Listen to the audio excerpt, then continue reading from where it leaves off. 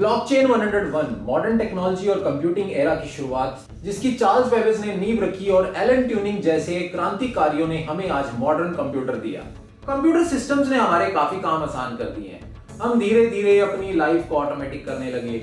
शुरुआत हमेशा की तरह इंडस्ट्रीज से हुई, जहां कंप्यूटर्स ने बहुत से काम आसान कर दिए।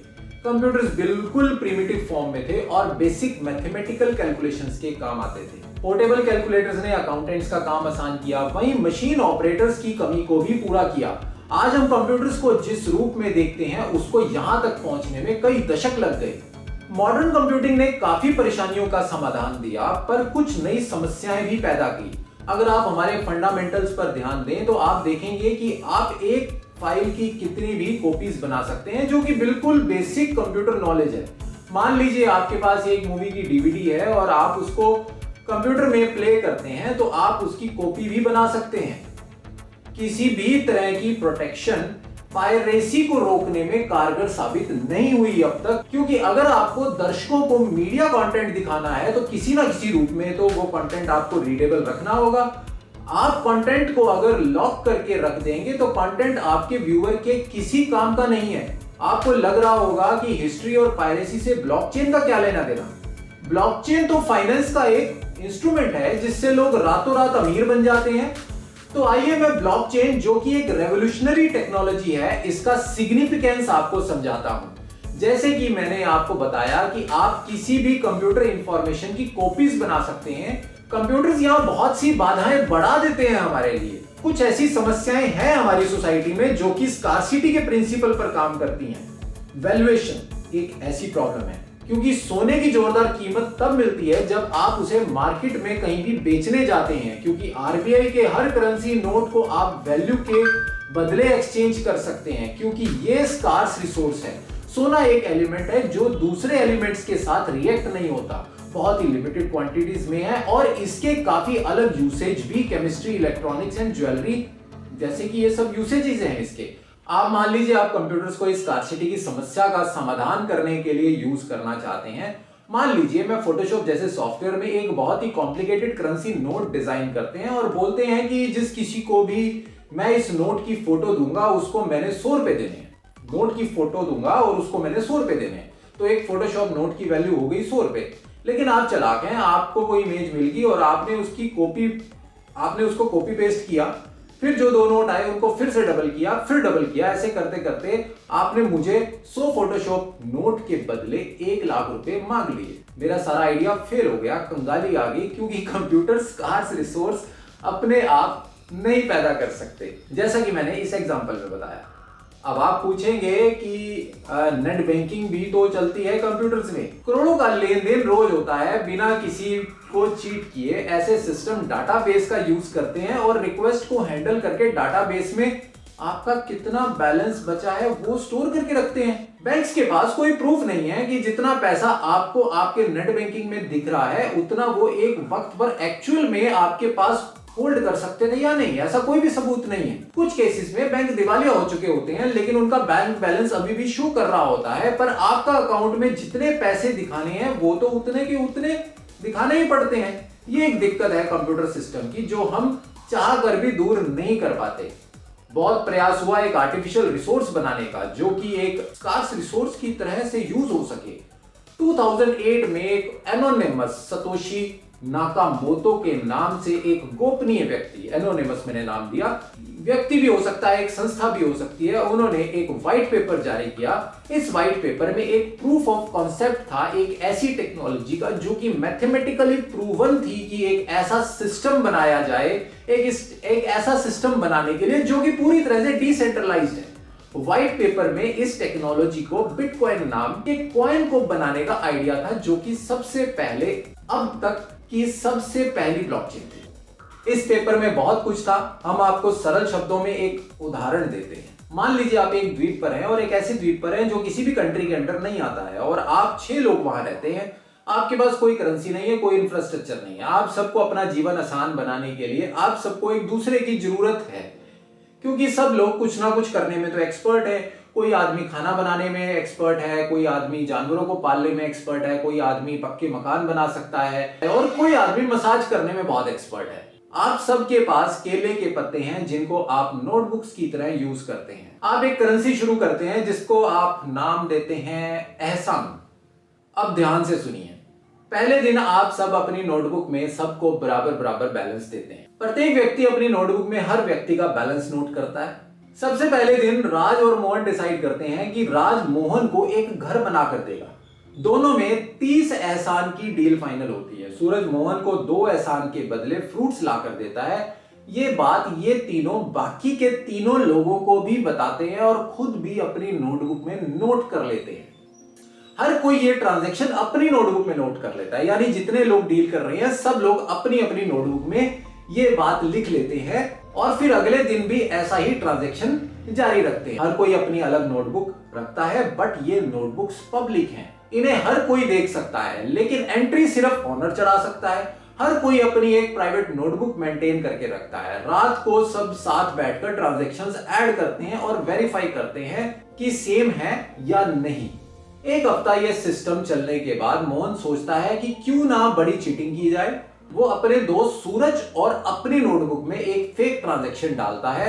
सबको बोलता है कि डे 3 को उसे 50 एहसान मिले थे राज से, और दोनों अपनी नोटबुक दिखाते हैं। बाकी के 4 लोग अपनी नोटबुक्स दिखाते हैं और क्योंकि 4 लोग 2 लोग से ज्यादा है, मेजॉरिटी विंस, जिसके वोट ज्यादा है वो जीत जाता है। मोहन और सूरज की कॉपी डिस्ट्रॉय कर दी जाती है क्योंकि उसमें गलत एंट्री चढ़ी थी, and they make a copy of the latest agreed copy of the notebooks, thus prevent cheating. तो अगेन मोहन और सूरज को वो जो अभी एग्रीड हुई है एक कॉपी, उसकी एक कॉपी दोनों को दे दी जाती है। This is how the blockchain prevents double spending of the same coin in a decentralised. कोई भी इन लोगों में से बॉस नहीं है, सबके पास सेम कॉपी है। हाँ, अगर 3 लोग मिल जाएं तो वो मुसीबत कर सकते हैं। यही एक सिर्फ कमजोर कड़ी है बिटकॉइन की, जिसे कहते हैं 50% अटैक, यानी 50% मेजॉरिटी अगर एक तरफ हो जाएगी तो वो ट्रांजैक्शन को मान लिया जाएगा। इसका इलाज भी सतोशी नाकामोटो ने हमें दिया है। कंप्यूटर पूरी दुनिया में बिटकॉइन ट्रांजैक्शन को वैलिडेट करते हैं। इस वक्त भी 1 लाख से ज्यादा इंडिपेंडेंट कंप्यूटर्स बिटकॉइन ट्रांजैक्शंस को सिक्योर रखने के लिए ट्रांजैक्शंस वैलिडेट कर रहे हैं। वैलिडेट कंप्यूटर्स, वैलिडेट करने वाले कंप्यूटर्स को माइनर्स कहते हैं। नेक्स्ट टाइम अगर कोई आपको कहे कि बिटकॉइन पहाड़ या जमीन खोदकर निकाले जाते हैं तो उसकी मत सुनिएगा, क्योंकि मेरे साथ ऐसा हुआ।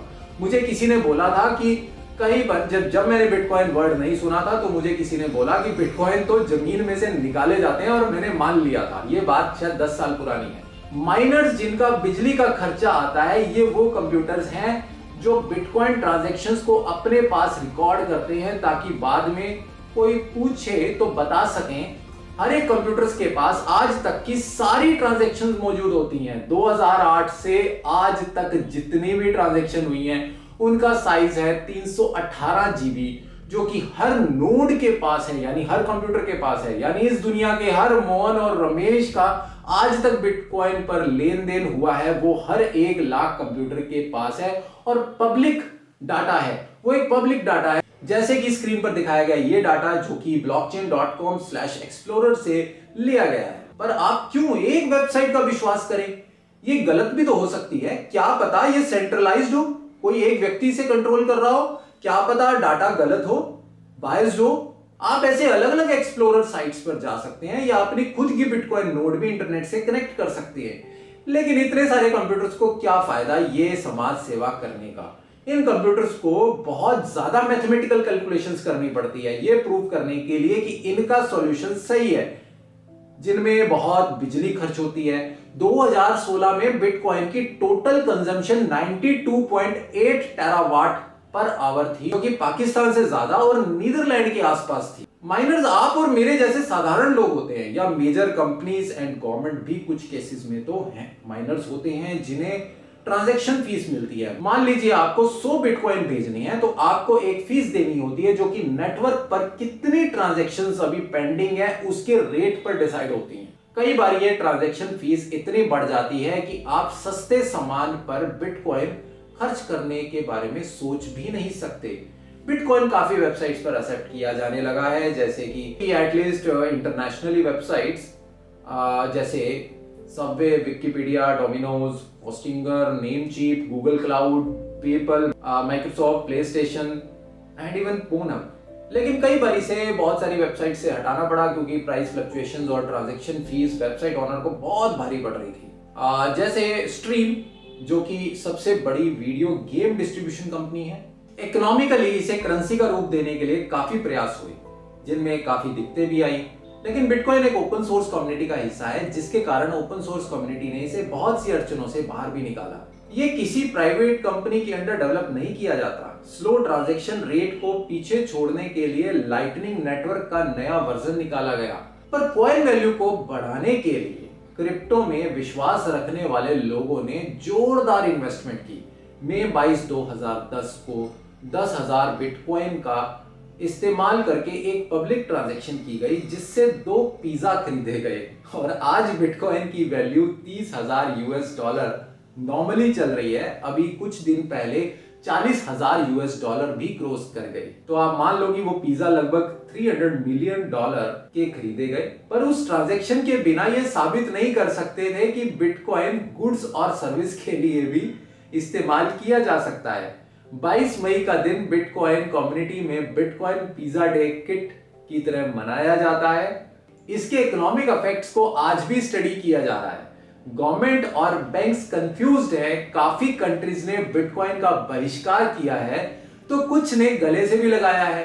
बिटकॉइन को इस वक्त स्टोर और वैल्यू की तरह यूज किया जा रहा है, क्योंकि जैसे दुनिया में सोने का एक लिमिटेड अमाउंट है, बिटकॉइन भी सिर्फ 21 मिलियन से ज्यादा नहीं एग्जिस्ट कर सकते। ये इसकी खास बात है।